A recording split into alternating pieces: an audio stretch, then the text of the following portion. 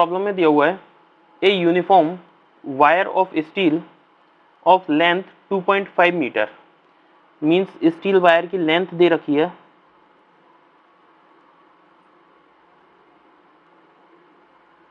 Given data L is equals to 2.5 metre, means इसे centimetre में अगर मैं चेंज करूंगा तो सेंटीमीटर में हो जाएगा 250 सेंटीमीटर, एंड डेंसिटी 8 ग्राम पर सेंटीमीटर क्यूब।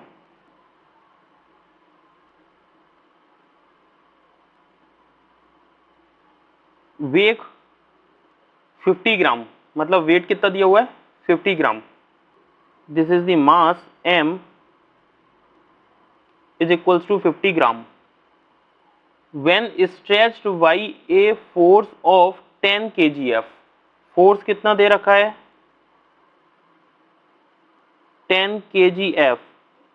इसे अगर मैं kgf को न्यूटन में चेंज करूंगा तो मैं क्या लिखूंगा 10 into 9.8, this is newton, means it is equals to 98 Newton.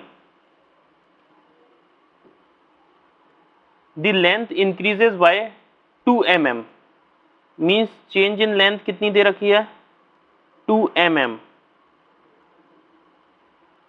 इस mm को मैं सेंटीमीटर में चेंज करूंगा कितना आ जाएगा 0.2 सेंटीमीटर। ये सेंटीमीटर में दिया हुआ है, ये ग्राम में दिया हुआ है, ये न्यूटन में मैंने कन्वर्ट किया, मींस अगर मैं देखूं तो सेंटीमीटर में है ये ग्राम में है। क्या ये CGS यूनिट हो रही है?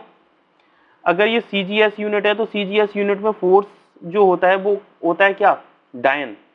तो इसे अगर मैं डायन में कन्वर्ट करूं तो फोर्स आ जाएगा अपने पास F इज इक्वल्स टू 98, और 1 न्यूटन में होते हैं 1 न्यूटन इज इक्वल्स टू होता है 10 टू द पावर 5 डायन।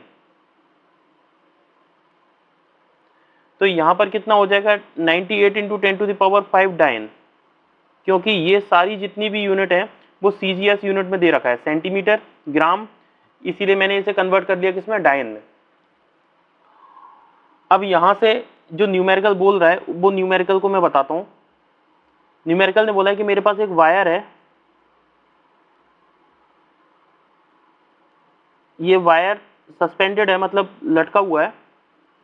इस वायर की जो आपको लेंथ दे रखी है वो लेंथ दे रखी है 250 सेंटीमीटर, ये है ओरिजिनल लेंथ।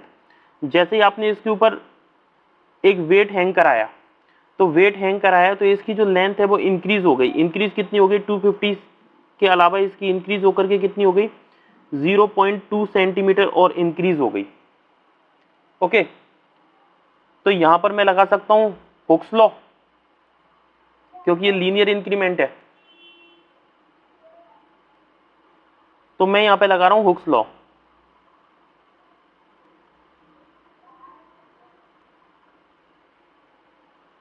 हुक्स लॉ के according stress is directly proportional to strain होता है। स्ट्रेस क्या हो गया force per unit area is equals to, जैसे ही मैं इसे हटाऊंगा यहां पर एक गामा कांस्टेंट आएगा डेट इज यंग्स मॉडुलस, और स्ट्रेन होता है change in dimension upon original dimension.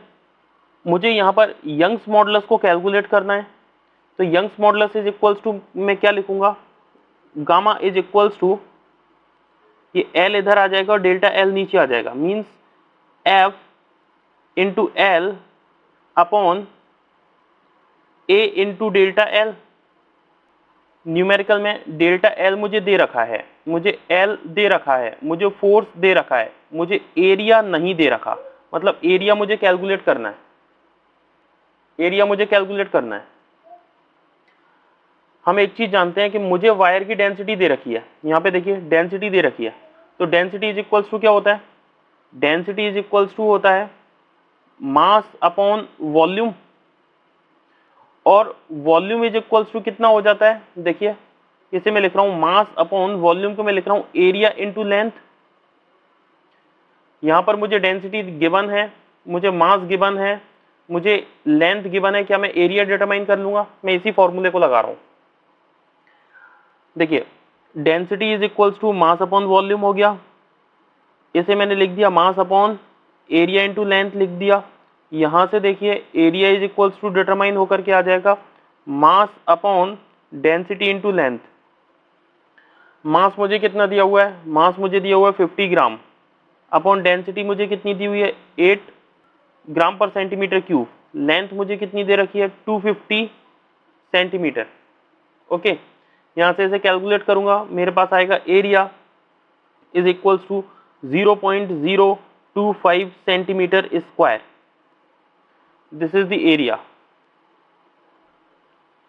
जैसे ही मुझे एरिया पता चल गया, डेल्टा एल मुझे दिया हुआ है, एल मुझे दिया हुआ है, एफ मुझे दिया हुआ है, तो मैं क्या गामा डिटरमाइन कर लूंगा। तो गामा इज इक्वल्स टू आएगा, एफ कितना दे रखा है, एफ है 98 इंटू 10⁵ डायन इंटू एल है मेरे पास 250 upon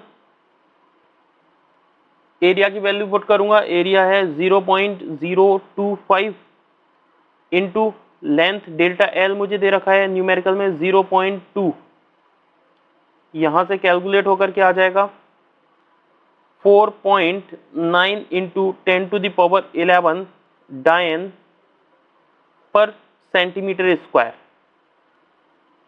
this is the answer. Thank you.